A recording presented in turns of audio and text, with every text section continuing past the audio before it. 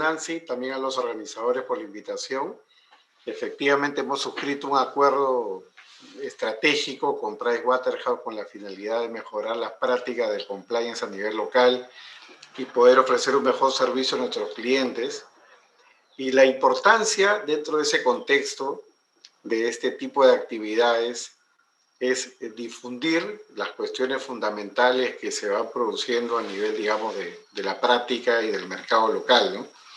Y estos lineamientos, como yo lo he mencionado ya en otros foros, es, por decirlo de alguna manera, el primer ladrillo, ¿no? La primera piedra que pone el regulador, que en este caso la SMB, para poder implementar los programas de cumplimiento. Otra cuestión será, y se discutirá seguramente en otro momento, los criterios de evaluación, ¿no? Porque como lo dice el propio documento de mención, esto está hecho básicamente como una guía, orientación, con una finalidad muy pedagógica para que se pueda comprender cómo funcionan y cómo deben implementarse los programas de cumplimiento, ¿no? En la práctica, esto va a ser un gran referente local, tanto para los que están en compliance como para los que tengan que evaluar en su momento el funcionamiento de estos programas de prevención. Vamos ahora a pasar a otro componente vinculado ya a lo que muchos han solido llamar el ejecutor de un programa de compliance, ¿no? Pero ahora vamos a comenzar a sentar la línea base, ¿no? A desmitificar un poco qué tan importante y relevante es que una sola persona haga todo y cómo es la inserción del encargado de cara a una estructura de compliance efectiva, ¿no? Entonces, en este punto, la pregunta que le traslado a Luis, y nosotros queremos ver cómo es la experiencia que se tiene en cuanto a los atributos y características y funciones de un encargado de prevención. ¿Cuáles son aquellas actitudes y aptitudes que un compliance officer debería tener de cara a implementar a un modelo? Y según tengo entendido, me parece que tú eres el compliance officer del estudio. Entonces, ¿cuál es el reto que dentro de una firma de abogados hay una figura como tal en la implementación de un programa empresarial de este tipo? Buenas tardes, Guillermo. Gracias por la pregunta y, bueno, agradecimiento por la invitación. En efecto, soy oficial de cumplimiento de la firma de Carvey Asociados. Nosotros tenemos ya implementado un sistema de gestión de riesgos anticorrupción y, de hecho, como encargado de prevención de prevención del estudio, te debo decir que el aprendizaje vivo seguramente supera grandemente la parte teórica, ¿no? La teorización, ¿no? Y creo que ese es el principal reto, ¿no? Al momento de que un operador, ya sea fiscal o juez, tenga que evaluar, ¿no?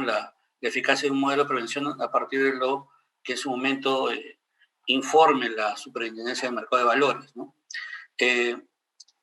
Creo que es importante destacar que, sin duda, la propia Ley 7424, como su reglamento, han colocado en el encargado de cumplimiento quizás la carga esencial, ¿no? Y creo que eso hay que modularlo, entendiendo que el compliance comprende toda la organización, ¿no? ¿Por qué? Porque si no lo comprendemos de este modo, podemos incurrir en el error, por cierto, un error que es natural en el ámbito de la criminalidad empresarial, ¿no? De construir la organización, estructurarla para que exista alguien que responda, para que exista un cabeza de turco que responda cuando algo ocurre, ¿no? Cuando algo malo ocurre, ¿no? Y creo que debemos evitar esa idea de entender que solo y solamente el encargado de prevención es el que debe ser el miembro activo, fuerte, del manejo del sistema de gestión, ¿no? Creo que el compliance se tiene que irradiar sin duda a toda la organización y sin duda esto no supone reducir el rol del encargado de prevención, sino creo que es importante entender que su función es parte de un todo, ¿no? Yo creo que la parte quizás más significativa en lo que corresponde a los lineamientos respecto a las características y funciones del oficial de cumplimiento, no hablaré tanto de las funciones porque, de hecho, los propios lineamientos remiten al reglamento, entonces como que existe cierta redundancia, pero creo que la parte práctica se nota con claridad cuando, o la intención ¿no? de inyectar esto con elementos de praxis, se nota con claridad cuando los lineamientos establecen estas tres características del encargado de cumplimiento, ¿no? La autonomía, la autoridad y la independencia, ¿no? Y de hecho, propone una serie de acciones que son ejemplificativas de estas características, ¿no? Y claro, trataré de enfocarme en estas acciones que son signos de que el encargado de cumplimiento actúa con autonomía, autoridad, independencia, a partir de estas acciones y ejemplos que propone los lineamientos, ¿no? Primero se habla de dotar al encargado de prevención de los recursos humanos, financieros y materiales adecuados y suficientes para el desempeño de su función. Incluso se propone como ejemplo que se asigne al oficial de cumplimiento un determinado presupuesto, ¿no? Y acá viene realmente lo que va a ser un reto, ¿no? Porque el primer problema que vemos en la parte aplicativa de compliance es que las organizaciones empresariales suelen ver el compliance no como una inversión, sino como un costo. Y por tanto, su disposición de recursos materiales para la labor de cumplimiento en ocasiones no es el más óptimo, ¿no? Y si a esto le sumamos una externalidad negativa, como suele ser la pandemia COVID, ciertamente esta preocupación se va a incrementar, ¿no? Yo creo que, sin duda, esta es una acción trascendente, ¿no? Este es un elemento trascendente que el responsable de cumplimiento tenga los recursos adecuados, pero también tiene que amalgamarse con la situación global, ¿no? No solamente de la organización en concreto, sino creo también y hablando en términos, ¿no?, macroeconómicos, del contexto que vive la organización, ¿no? Entonces, ahí vamos a tener que enfrentar retos, vamos a tener que buscar de llenarnos de imaginación para lograr los fines de modo más eficiente, es decir, tratando de dispensar la menor cantidad de recursos posible, ¿no? Otro de los aspectos que resulta, yo diría, particularmente trascendente es que dentro de las acciones que proponen los lineamientos está la participación del encargado de prevención en la toma de decisiones, ¿no? Y esto, en cierta forma, guarda también relación con la acción que se propone, que es participación del encargado de prevención en el proceso de contratación de nuevos colaboradores. Yo creo que ahí quizás se pudo mejorar, ¿no?, la propuesta de los lineamientos, partiendo de la idea de que no creo que la idea sea que el encargado de prevención se sobreponga a las funciones de otros órganos, ¿no? Creo que lo importante es lograr que el encargado de cumplimiento, el responsable de cumplimiento, sea capaz de inyectar en esos órganos encargados de la debida diligencia, por ejemplo, en la contratación o en la toma de decisiones, ¿no?, de todas las pautas que deben estar, que son parte, ¿no?, de las políticas y códigos de la empresa, ¿no? Es decir, no es necesario que llenemos al oficial de cumplimiento de obligaciones que ya tienen, ¿no?, que ya tienen órganos específicos de la organización. Creo que ahí quizás habría que discutir este punto y ver si la propuesta de la SMB en los lineamientos es la más adecuada, ¿no?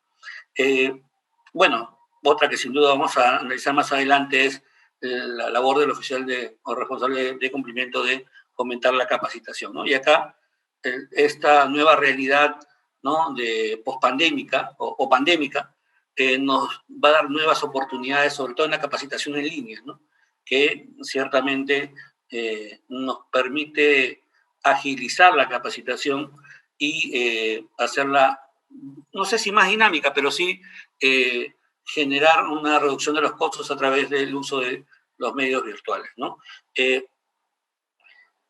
Finalmente, ¿no?, porque ya me estoy excediendo del tiempo, sin duda, hay la parte final de en lo que corresponde al tratamiento del encargado de prevención me parece muy importante, ¿no?, porque se destaca los perfiles que debería tomar en cuenta la organización para contratar o designar a su responsable de cumplimiento, y parte de 4 criterios, de los cuales sin duda los más importantes en mi opinión son el conocimiento de la organización y segundo la experiencia, ¿no?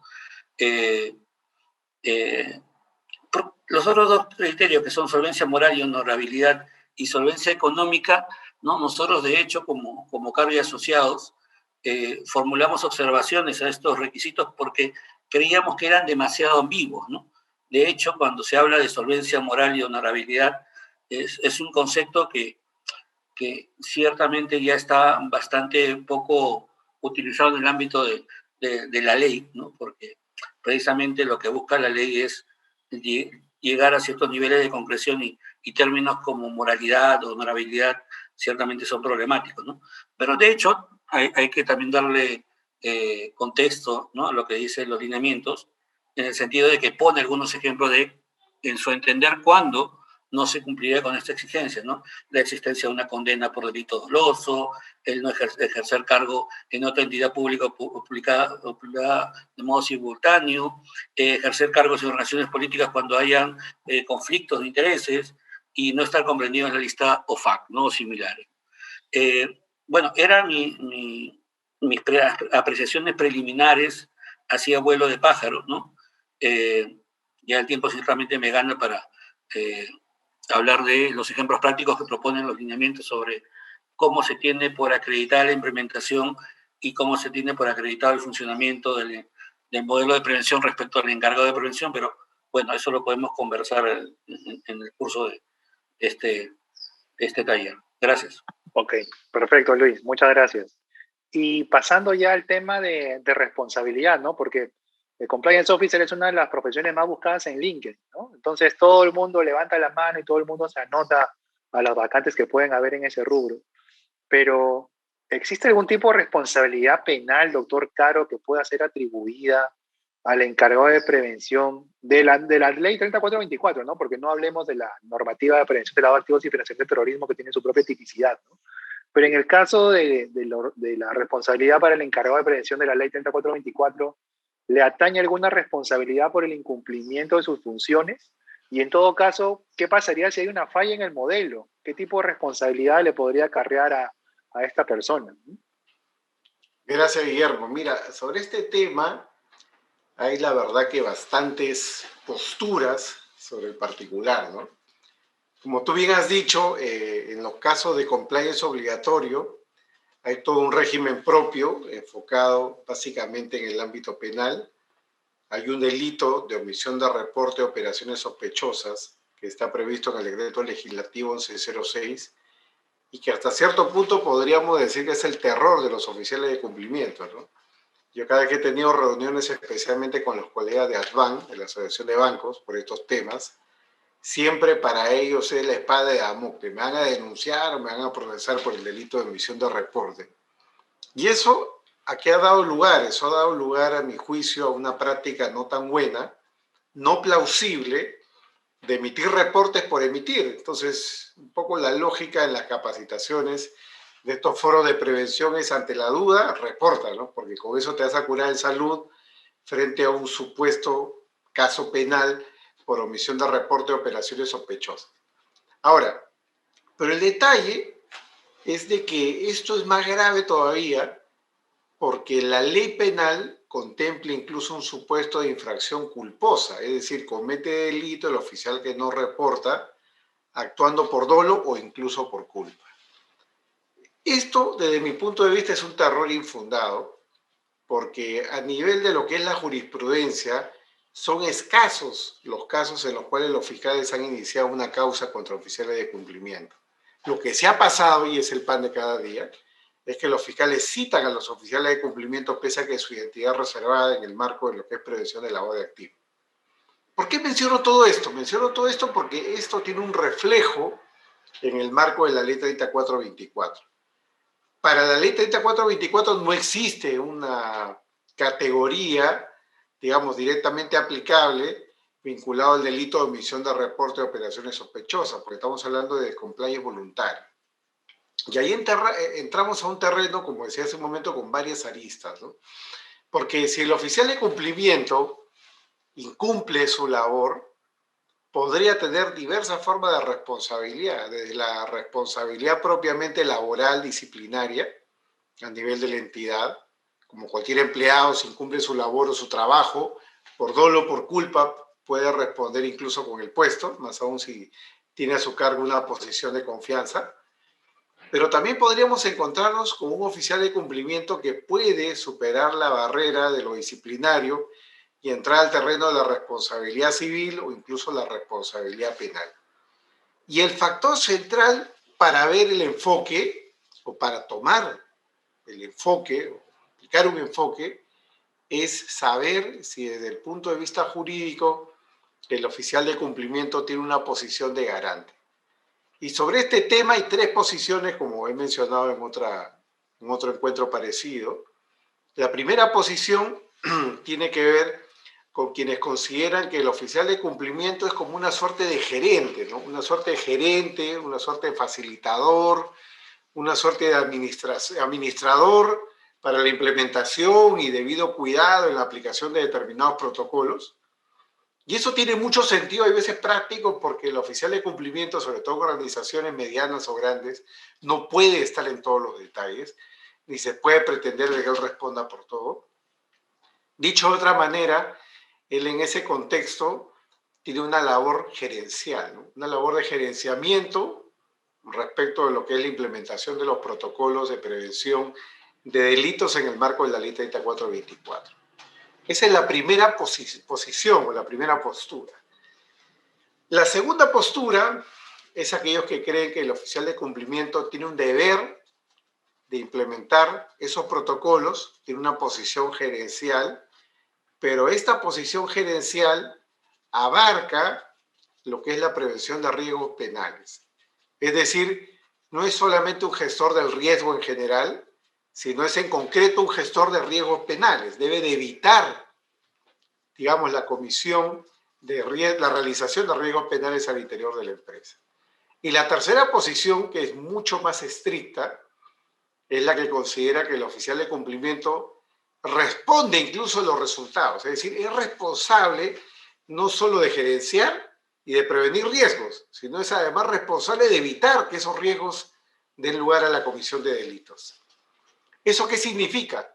En términos prácticos, esta última postura implica que el oficial de cumplimiento puede ser autor del delito que no ha prevenido correctamente. Por ejemplo, si el oficial de cumplimiento de manera dolosa incumple su deber de prevenir la corrupción pública al interior de la organización, el oficial de cumplimiento podría cometer delito de corrupción por su omisión, porque con su omisión estaría facilitando la comisión de un delito por parte de un tercero dentro de la organización. Por ejemplo, el gerente se corrompe en una licitación pública.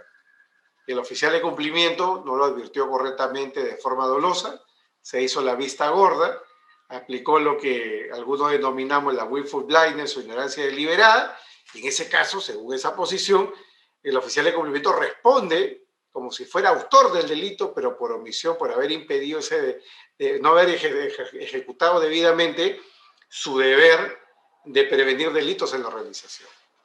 Bajo la postura 2, en ese ejemplo, el oficial de cumplimiento respondería a lo sumo por una situación de tentativa, y bajo la postura 1, el oficial de cumplimiento podría tener algún grado de responsabilidad, pero más a título de complicidad que a título de autoría, porque no estaría directamente comprometido con lo que es la gestión del riesgo penal o la evitación de esos riesgos en el resultado.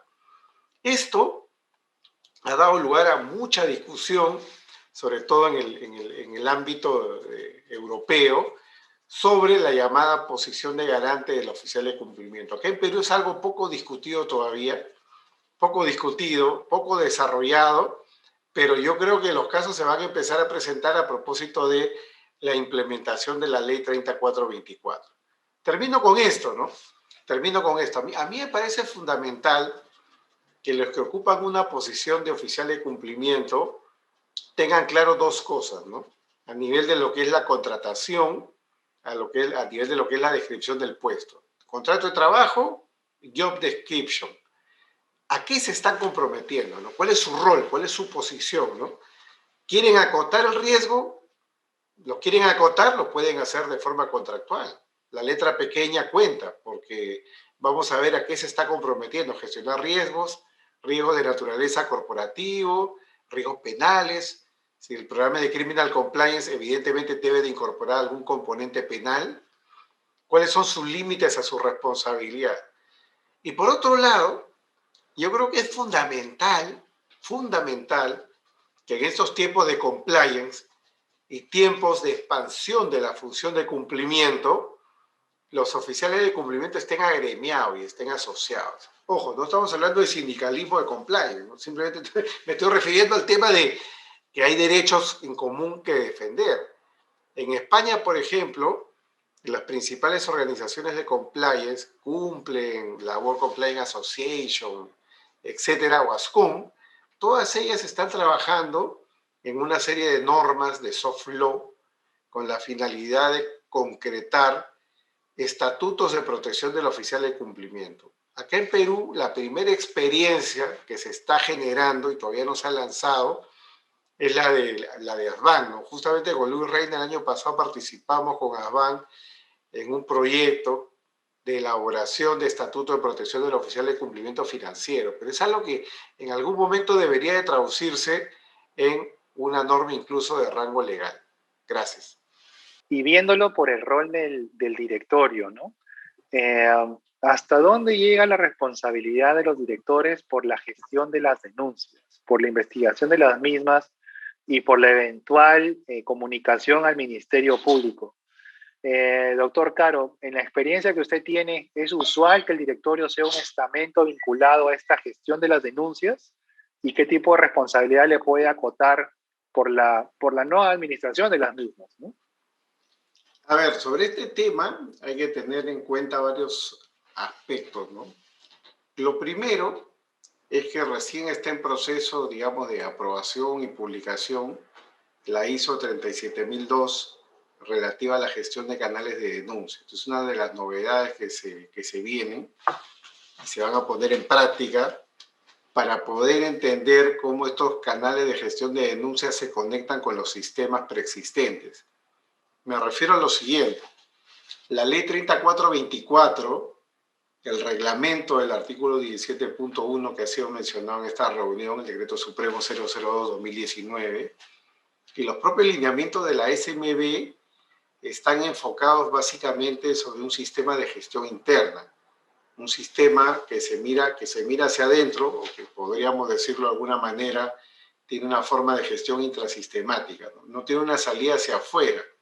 Es decir, los canales de denuncia incorporan un input, pero el output significa la comunicación al fiscal o la comunicación a una autoridad, eso es algo que no está regulado. Mientras no haya una regulación a nivel de soft law como la ISO 37002, lo que tenemos que hacer es crear protocolos. Entonces, para poner un ejemplo práctico, ¿no? Llega al canal de denuncias una denuncia por un caso de corrupción privada, corrupción pública, se hace la investigación interna y se tienen las evidencias. Las evidencias comprometen a un miembro del directorio que tiene además una posición gerencial, un director gerente. Muy bien. ¿Qué hace el oficial de cumplimiento, no? Pues estamos hablando de gestión de compliance voluntario, no estamos hablando del sistema de prevención de lavado, donde el oficial de cumplimiento tiene un sistema online para notificar a la UIF y cargar ahí un reporte de operación sospechosa. Eso no existe. Lo que existe es simplemente un procedimiento de detección y un procedimiento de conclusiones y de reporte a la alta dirección. ¿Qué es lo que se tiene que hacer? Crear protocolos. Donde no hay regulación hay que crear protocolos, ¿no? ¿Qué protocolos se pueden crear? Yo creo que hay que tomar como punto de partida el hecho de que las denuncias en el Perú pueden ser de carácter público. Es decir, acá no hace falta ser un funcionario, ser fiscal, juez o policía. Cualquier ciudadano puede recurrir al Ministerio Público. Por lo tanto, un oficial de cumplimiento, si tiene un caso entre manos relativo a un miembro del directorio, de la alta gerencia, estoy poniendo evidentemente el caso más complejo, podría haber casos donde el involucrado sea una persona con una posición de poder menor, pero suponiendo el caso extremo, una posición de poder alta o importante dentro de la organización, yo creo que lo que tiene que hacer el oficial de cumplimiento es tener un protocolo que le permita recurrir de ser el caso al Ministerio Público directamente, ¿no? Para poder denunciar el caso ante la autoridad. Eso de pedirle permiso al directorio, pedirle permiso a la gerencia, puede funcionar en tanto la gerencia y el directorio sean independientes. La pregunta es qué tanta independencia puede tener una una junta directiva, un directorio, una gerencia que también está involucrada en el caso, ¿no? Entonces, ¿hasta dónde, digamos, el oficial de cumplimiento puede actuar con independencia? Eso depende de los protocolos internos. Entonces, creo que ahí hay un trabajo por hacer, porque como repito, ni la ley, ni el reglamento, ni los lineamientos responden a esta cuestión. Todos estamos pensando en situaciones en las cuales podemos detectar, pero no estamos pensando en el protocolo para salir hacia afuera y comunicar a la autoridad. Ok, muy bien. Pasando a otro de los módulos mínimos que establecen los programas de compliance y sobre todo los lineamientos del SMB, está vinculado a la difusión y capacitación periódica del programa, ¿no? Sin ánimo de ir repasando todos los requisitos de acreditación de implementación y funcionamiento, ¿qué nos puedes comentar, Luis, sobre cuál sería el mejor material probatorio que se podría presentar en una visita de la SMB para acreditar que estas capacitaciones se están dando, ya no solo a la interna, sino también a los socios estratégicos, ¿no? Los lineamientos hablan también de difundir el modelo hacia afuera. Y acá hay un reto, ¿no? Cómo mapear a esos socios de negocio y cómo documentar que estas capacitaciones se han dado, sobre todo en esta coyuntura particular en la cual estamos viviendo. Guillermo, gracias. Bueno, en realidad es una pregunta bastante compleja, ¿no? Ciertamente tiene que tener como punto de partida la respuesta necesariamente el tipo de organización con la cual estamos, ¿no? Y el tipo de interacción también que se maneje con los socios estratégicos, ¿no? Mira, en materia de alineamientos, ¿no? Creo que es el punto de referencia siempre de estas reflexiones. En cuanto a las acciones que ha establecido los lineamientos para considerar que se tiene verificada, ¿no?, la idoneidad de la difusión y capacitación del modelo de prevención, ¿no? Creo que el enfoque, ¿no?, yendo a lo que tú nos preguntas, ¿no?, más que a la acreditación de la actividad en sí, creo que lo trascendente es la acreditación de la eficacia de la capacitación. Es decir, que la capacitación en efecto ha logrado sus objetivos, ¿no? Y esto tiene que ver en gran medida con el seguimiento que se hace posteriormente a la capacitación ex post, ¿no?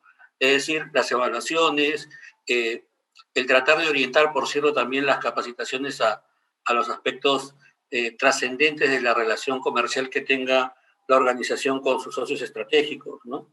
Y en esto creo que los lineamientos hay que tomarlos siempre como una referencia, pero modulando, tratando de evitar considerarla como una especie de corsé, ¿no? Como que con lo que te propone los lineamientos ya estás tú cumpliendo con las exigencias de un modelo de prevención eficaz, ¿no? ¿Y esto por qué lo digo? Porque si vemos las acciones, ¿no?, y se establecen la necesidad de difundir y capacitar sobre el modelo de prevención, ¿no? Y en efecto, como tú dices, menciona también a los socios comerciales y las partes interesadas, ¿no? Señala que estas podrán llevarse a cabo cuando menos una vez al año, ¿no? Y bueno, también señala que pueden realizarse con mayor frecuencia, pero creo que esa suerte de parámetro mínimo creo que puede ser engañoso para las organizaciones, ¿no? Y puede ser más bien una suerte de contramensaje o desincentivo, ¿no? Porque las organizaciones, en un contexto donde la capacitación es un costo, ¿no?, y el compliance se hace cada vez más difícil en un contexto, ¿no?, económico, social, complejo, como lo dijo Nancy al comienzo, ciertamente limitar las actividades de difusión o establecer como referencia ¿no?, una vez al año como dato podría ser malentendido y significar o transmitir la idea de que este es ¿no?, el mínimo general, ¿no? Y creo que eso es un error. Tenemos que tener claro que para que se verifique, ¿no?, en efecto la eficacia del modelo de prevención, tendremos que verificar que en efecto, conforme a las necesidades de la organización y sus relaciones con sus colaboradores, sus directivos, socios comerciales y las partes interesadas, ese es el número adecuado. No nos guiemos, o nos dejemos influenciar por lo que dice como ejemplo los lineamientos, ¿no? Me refiero a la página 22 en concreto, ¿no? Creo que es también importante, al menos en nuestra organización lo hacemos así, utilizar todos los recursos, lo dice de hecho los lineamientos, ¿no? Todos los recursos que nos permite la tecnología, ¿no? Canales de WhatsApp, estados de las diversas redes sociales en las que hacemos partícipes también a nuestros socios comerciales, también como parte de la difusión, ¿no? Con mensajes, sobre todo respecto a los elementos específicos, ¿no? Porque claro, la capacitación en materia de prevención de riesgos va a ser eficaz en la medida que superemos la superficialidad de los temas generales y entremos a los temas concretos, ¿no? Donde analicemos casos concretos, donde nos introduzcamos a cuestiones de nuestro día a día de modo práctico, ¿no? Y si el número de capacitaciones es muy limitado, esa meta no se va a cumplir, ¿no? Entonces, bueno, un poco reiterando lo que te dije hace un momento, creo que lo importante y lo trascendente para evidenciar, ¿no?, la eficacia del modelo de prevención respecto a la relación con los socios estratégicos es la posibilidad de acreditar que nuestras capacitaciones han sido eficaces, ¿no?, que han logrado su objetivo, y eso se logra con una evidencia suficiente de las capacitaciones, ¿no? Gracias. Y otra pregunta que también vemos y está vinculado a este informe técnico que la superintendencia va a evacuar, ¿no?, como resultado de los pedidos de la Fiscalía. ¿Qué pasaría si el informe técnico revela que el programa no es adecuado, ¿no? ¿Cómo quedaría expuesto la organización, el auditor interno, los directores, si no hubo tal brecha cuando la auditoría hizo su revisión? ¿Cómo considera, doctor Caro, que esto podría generar algún tipo de contingencia legal al directorio, los gerentes y específicamente al auditor interno? A ver, mira, acá hay que tener bastante cuidado con el método que va a utilizar la SMB para evaluar la valía o la idoneidad del programa de cumplimiento. Como dicen los propios lineamientos, esos criterios se van a exponer ya en la práctica. No son criterios que estén trazados en este momento en los lineamientos, aunque podemos presumir de que ese será el punto de partida y esos serán los criterios. Igual la SMB ha dejado claro en el documento de que esta no es una guía de evaluación. Entonces, cuando el regulador vaya a elaborar el informe correspondiente, desde mi punto de vista, tiene que tratar de utilizar tanto criterios abstractos como concretos. Es decir, si en términos generales el programa es idóneo, ha sido diseñado para la prevención de estos delitos, y si en la práctica el programa, tal y como fue diseñado, está implementado de manera suficiente para poder generar la prevención. Ahora, el tema del auditor es un tema en cierto modo, yo diría que es secundario. ¿Por qué? Porque el auditor certifica una foto del momento. El auditor no está en toda la gestión del programa de cumplimiento, y al momento en el cual hace una certificación en base a una foto del momento, lo que hace el auditor es aplicar el método deductivo. Es decir, a partir de determinadas evidencias documentarias o de campo, el auditor lo que hace es hacer una deducción hacia un principio general. Bueno, conforme a esta muestra analizada, la conclusión es que este programa es un programa idóneo. Pero más no te puede decir el auditor. Ya en la práctica se puede haber producido una brecha de seguridad fuera del marco de la muestra. Dependiendo la cientificidad con la que se elabora la muestra, evidentemente habrá hartas probabilidades de que la muestra sea suficientemente representativa. Pero en la práctica, y esto es algo que nosotros ya lo hemos visto, muchas veces la muestra que utiliza el auditor no es una muestra realmente representativa. Para que una muestra sea representativa, tiene que estar sometida a la ciencia de la estadística, no hay otra forma. Y a veces los auditores no están lo suficientemente formados en temas de estadística para tratar de analizar una muestra representativa. ¿Esto qué significa en la práctica? Significa en la práctica que un fiscal podría convocar a un auditor interno, a un auditor externo o incluso un certificador ISO, y si el auditor ha utilizado una muestra del 2 o el 3% de las evidencias físicas, existe, por decirlo de alguna manera, contrario censo, el 97 o 98% de probabilidades de que el auditor no tenga la menor idea de dónde fue la brecha de seguridad, dónde se produjo la brecha que condujo a la comisión del delito.